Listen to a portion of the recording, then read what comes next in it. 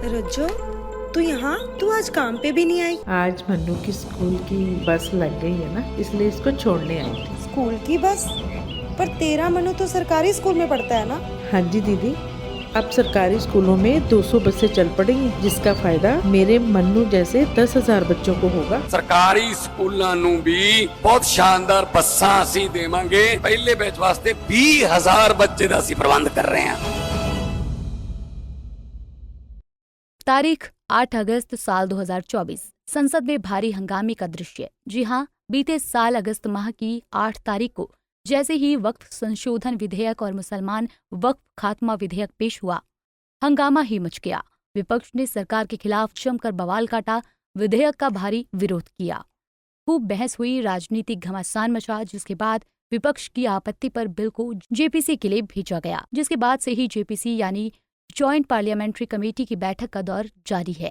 और इसी क्रम में आज यानी मंगलवार को देश के हॉट टॉपिकों में से वक्फ संशोधन विधेयक को लेकर लखनऊ में जगदम्बिका पाल की अध्यक्षता में जेपीसी की बैठक हुई, जिसमें असदुद्दीन ओवैसी, अल्पसंख्यक कैबिनेट मंत्री ओम प्रकाश राजभर, अल्पसंख्यक राज्य मंत्री दानिश आजाद, जेपीसी सदस्य बृजलाल समेत तमाम मुस्लिम बोर्डों के सदस्य भी शामिल हुए, जिन्होंने वक्फ विधेयक को लेकर हुई मीटिंग को लेकर अपनी अपनी राय व्यक्त की।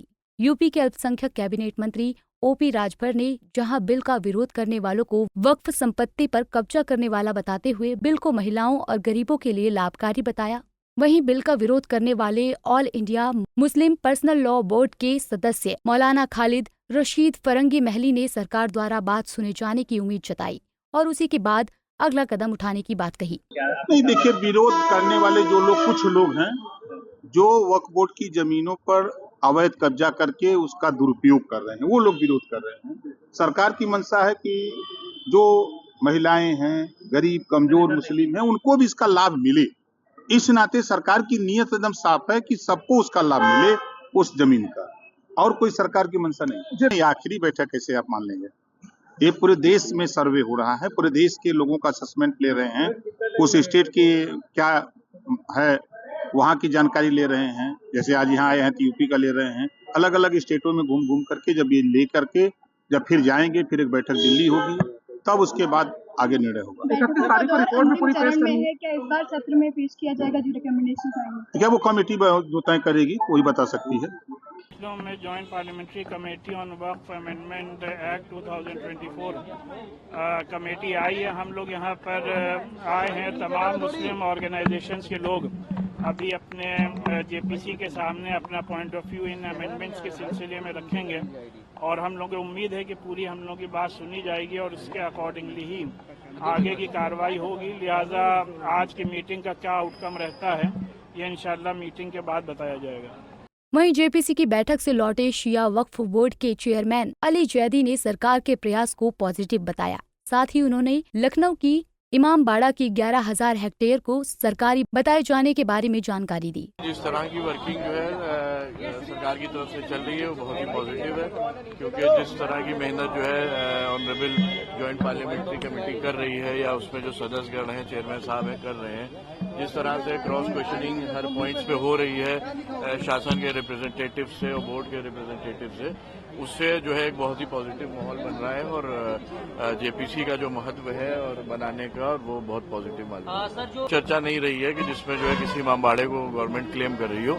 कुछ रेवेन्यू डिपार्टमेंट से डेटा है, क्योंकि पूर्व में रेवेन्यू डिपार्टमेंट का डेटा जो है काफी इनकम्प्लीट रहा है, तो उसकी वजह से काफी जो है संपत्तियों का ब्यौरा इकट्ठा करने में परेशानी आ रही है, उसका क्षेत्रफल निकालने में परेशानी आ रही है। वक्फ बोर्ड को लेकर कांग्रेस सांसद इमरान मसूद ने सरकार की मंशा पर सवाल उठाते हुए कड़ी प्रतिक्रिया व्यक्त की। हमारा पहले दिन से मानना है कि वक्फ बाई यूजर कैसे खत्म करेंगे, ये मुमकिन कैसे है? आप बाई यूजर हटा देंगे तो आज मुसलमान के ऊपर आप वक्फ के ऊपर कर रहे हो, कल प्राचीन मंदिरों के ऊपर भी तो है, शमशानों के ऊपर भी तो है। जो प्रॉपर्टी 1906 से पहले की है उन तमाम प्रॉपर्टीज के ऊपर भी तो कल ये लागू हो जाएगा। आज आप सिर्फ इस पे वक्फ पे कर रहे हो, ये क्या देश के अंदर करना चाहते हैं, हमारी समझ में नहीं आता। इसके अलावा जेपीसी के सदस्य बृजलाल ने जानकारी देते हुए बताया कि बिल को लेकर देश के कई राज्यों में बैठक हुई है, उत्तर प्रदेश की ये आखिरी बैठक है। इसके बाद ज्वाइंट पार्लियामेंट्री कमेटी बिल को संसद में पेश करेगी।